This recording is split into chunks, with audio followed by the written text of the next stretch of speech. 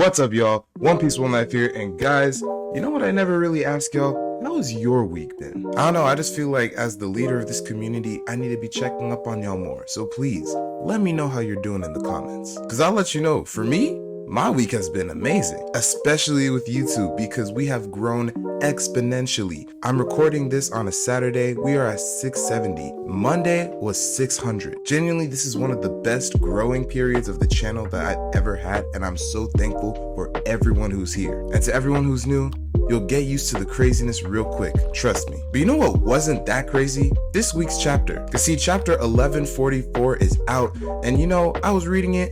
It was decent, it was solid, but it's definitely a build-up chapter. But I'm just yapping about it instead of actually getting into it. So without further ado, let's have the chapter 1144 review. But wait, add that to the list of things I'm never doing again. Before we get into the review, like the video, subscribe to the channel for more One Piece content just like this every week. We just dropped an amazing new theory.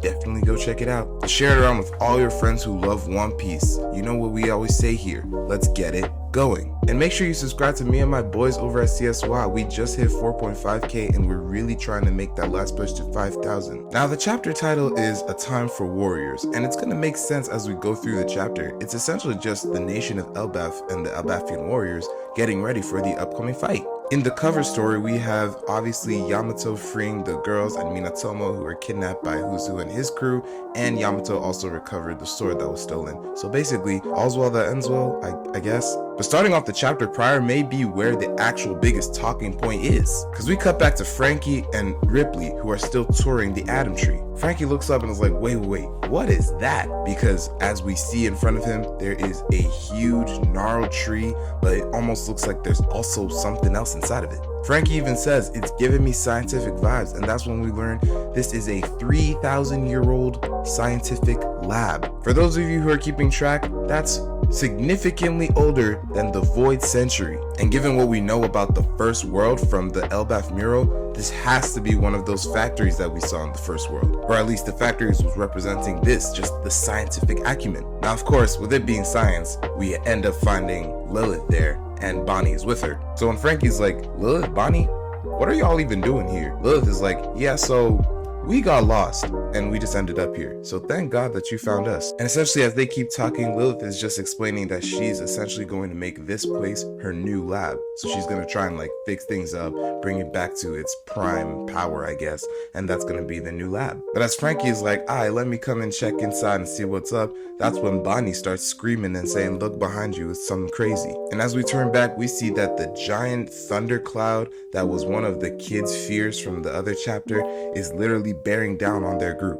Frankie's just like, wait, this is unreal. There's no way Elbaf has these kind of monsters. But then Ripley's like, this isn't an Elbaf monster. I genuinely don't know what's going on. So seeing Frankie have to go against this and team up with Ripley, that's going to be interesting. Now cutting back to the Western Village, the Droger has appeared and all of the Elbaf warriors are trying to fight it. And as everyone is like, okay, we have to go, where the hell are the chiefs? Somebody else says, yeah, so they're all in the bathroom, which to me is just like, come on, y'all. Like, I get it. You guys were having fun, you guys were drinking, but like, this is a time when Elbaf really needs its warriors. What do you mean you're in the bathroom? But hey, I guess when nature calls. Then Brooke is looking at the Droger like, oh no, it's a giant me. Which I was just like, okay, Brooke's skull joke, here we are. But then you got one of the giants being like, okay, Straw Hats, you're our guests, you don't have to fight, don't worry. I'll take you to the ends of the village and you guys can like hide out there. But then Usopp's just like, wait, no. Don't keep us away. We got this. We would like to help you. And Jinbei's just like, so something really weird is going on this island, but what's even weirder is Usopp, that last part you said really quietly and it's concerning me. And I love this for Usopp's character because it makes so much sense. It's like, we're seeing his growth. He is brave. He does want to fight, but Oda still reminding us he is a coward. That's his character. So he's going to say it in a slightly smaller voice. Then you see another warrior telling Colin, you can't fight because you are a kid. Colin's like, but I'm Gaban's son. And the guy is like, okay, cool. That doesn't make you Gaban, which, I mean, true. So then Nami's had enough and he's just like, okay, you know what? It's time to spill the beans. Elder Ja, I'm sorry, there's something that I have to tell you. So there's a smash cut, and then we see the two guards who were beaten by Shamrock and Gunko when they first appeared. And this is when Elder Ja and the rest of them are actually learning about Shamrock's appearance here. So they're just like, yeah, one of them looked like red hair, and then the other one who wasn't, she was a woman, but we're not really sure what her power was. It was a strange ability. And that's when Jinbei just deduces, well, in this world, if it's a strange ability, it's probably gonna come back to a devil fruit of some type. So then Ja is like, okay, y'all just go ahead, let everybody know that there are two intruders here with powerful abilities. We gotta look out. And then we get even Brook just thinking really pensively like, are you sure it's just two?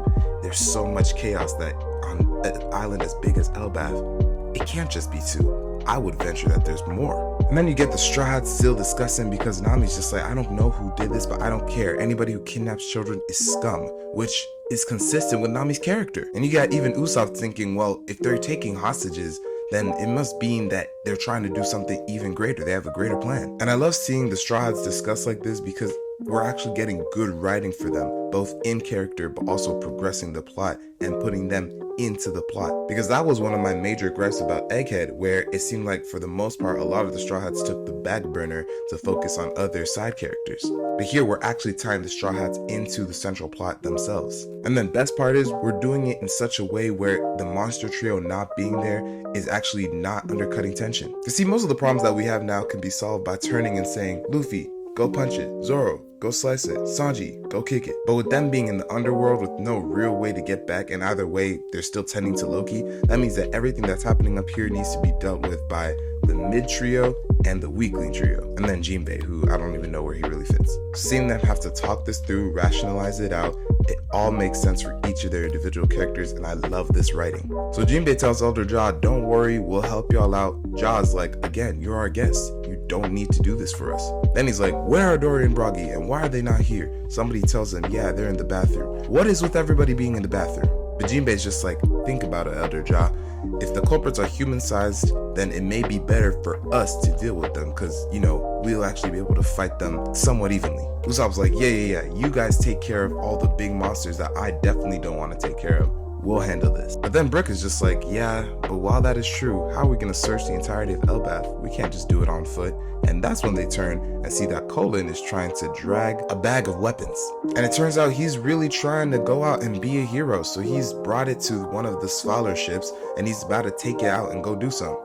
And so because of that, this group of Straw Hats, which is Nami, Brook, Jinbei, and Usopp, end up teaming up with Colin, and they're going that way. I mean, and Colin's just having all this fun talking about, let's go, Colin Pirates, and wow, this really reminds me of Kid Luffy. Then we cut to the Gods Knights, and we see that Gunko is just listening to one of the tone dials, which is essentially their version of headphones. So then you have Sommers kind of chastising her a bit, being like, you know Gunko, always having to listen to music after she eats. Sommers always into his games and everything. He's just like, man, must be nice having a hobby. I say, what's your favorite song? And very interestingly, Gunko says, New World. Now there's two things to note about this. The first being that Gunko's had some very interesting character moments as of late. I mean, the combination of her saying that New World is her favorite song, combined with the fact that a few chapters ago, when she was asked what her biggest fear is, she said Nika. I can't help but feel like there's a connection there, and it's gonna go into Gunko's backstory of some sort.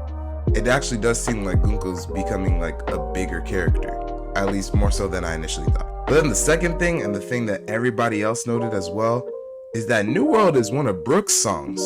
When Brook was being the Soul King and going on his tour, New World was one of his smash hits.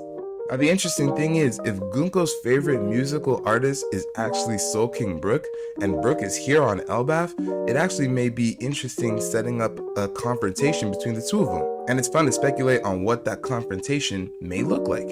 Is Gunko gonna try to capture him to keep him all to herself? It's in line with the character of a celestial dragon. And Brook is liable to be caught, as he's done so on many other occasions. Thriller Bark, Big Mom's Room, Nakamura Island, Fishman Island. Or will her favorite artist being there actually stir up some emotion in her to where she wants to help him and betray the government? Or would it be a straight up fight? And if it is, how would their two powers clash against each other? I don't know, I just know that I'm so interested in this development. But as Gunko says, yeah, my favorite song is New World, Sommers is like, what, you got a problem with the old one or something? And that's just when you see Drampa in the back just looking at him like, Sommers, you shouldn't really mock what other people like. Don't yuck her yum. That's just mean. And y'all, based off of this, I think I can say I don't think that Killingham is a bad guy. Like, I think that he's genuinely just in a bad system. Because his demeanor, every way that he acts, he hasn't actually done anything mean or shown any traits to be like celestial dragons. Like, even though he's here on the mission to kidnap, it's almost like he's like, oh, well, you know, just because the government is telling me to do it, now I'm here. You know what I'm saying? This started off as a joke in my mind, but then the more I think about it, it actually draws some ties to Kizaru. Because you have the whole cog in the machine thinking where it's just like, well, you know, I mean, I'm already here. I'm on the payroll. I may as well.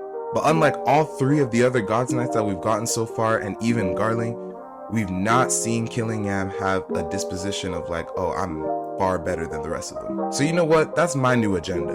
Drampa is a good guy and he's gonna be freed by the end of this arc. So then we cut back to Saul, Robin, and Chopper's group who are still trying to stop the kids, and Saul's like, alright, I got these 2 shields, now whatever it is that's pricking me shouldn't hurt, right?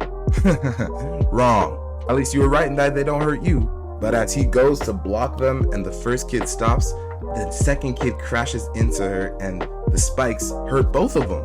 Robin's just like, this power is actually disgusting. Who would do something like this to children? Somers would. So that's when they realize, yeah, we have to like actually stop them from like the back and go one by one. But my whole thing is they're gonna continue walking, so are they actually gonna be able to save everybody in time? Then on top of that, they have more problems because as Saul goes to start doing that, you literally have the Fenrir from one of the kids' dreams pulling up on them. And listen, I'm not gonna lie, we have ways to fight this. Because I mean, between Monster Point and Demonio, this is getting kind of serious. It's time to bust out the high octane attacks.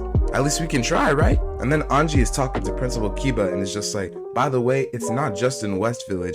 All other villages on Elbaf are also reporting this, which is interesting to note to me only because it really frames Elbaf and how big it is in my mind. Everything that's been going on is just in this one section, this one village, but there are countless others all reporting these monsters, which is crazy scale for Drampa's ability to work on an entire nation. So we go back to the western village, and just as they're defeating the Droger, the Nidhogger giant dragon pulls up, as well as a ghost, and now they're just like, every time we defeat one, more are coming, we don't know how to deal with this. But that's when we see it. The Bruiser Axe and the Terry Sword rear up, with Broggy being like, hey Dory, you ready? And Dory, of course, is like, absolutely. And they use the one and only move that they've ever had, Hakoku Sovereignty, using their giant ki blast and punching right through both of the monsters. And as everyone looks up, the giant warrior pirates in their full force are coming through, with the Great Eric being turned into their Svaler like airship mode. And of course, Dora and Bruggy are just laughing with each other. Sorry that we were late, guys. You know, it was a lot of alcohol. We just had to throw up and get our crew real quick. But we're here now. Oh wait, but it's not just us, because Scopper is here too. And it's facts, we see Mountain Eater Gaban just on the deck with his axes ready, laughing. And so I'm not gonna lie, between seeing Gaban, Dory, and Broggy there, I genuinely think we're about to have a very interesting time on Elbaf. And I'm very excited in seeing what Gaban can do when he actually like gets somewhat serious. Because when Rayleigh got serious, he was easily stopping an admiral in his tracks. So yeah guys, you know, this chapter, it wasn't entirely hype, but you know, it was a setup for the rest of the chapters, and we're seeing that the war for Elbaf has essentially begun. Forces are coming through, but I love that we didn't even cut to Loki and the monster trio at all this chapter, really focusing in and honing in on the current issue. And yeah, I just can't wait to see what we get next time. But what did you think about the chapter? Any theories or anything new come out of this one that you want to let me know of? Please let me know of all that and more in the comments. Now that is going to be the end of the video, y'all, but before we go, like it, subscribe, and share it around with all your friends who love the series, or anime and manga in general. Remember, I'm trying to build a community, but I need your help to do it. Well, that's going to be all for me. I'll catch y'all on the next one, and always remember, one piece, one life. Let's do a quick God's Knights ranking just because we're at the end of the video. If I had to rank them based on who I like the most to least, I would probably go definitely Drampa first, then probably Shamrock, then Gunko, and Somers way last. I probably like Garling more than I like Somers. Because Somers, he's just sadistic. It's weird.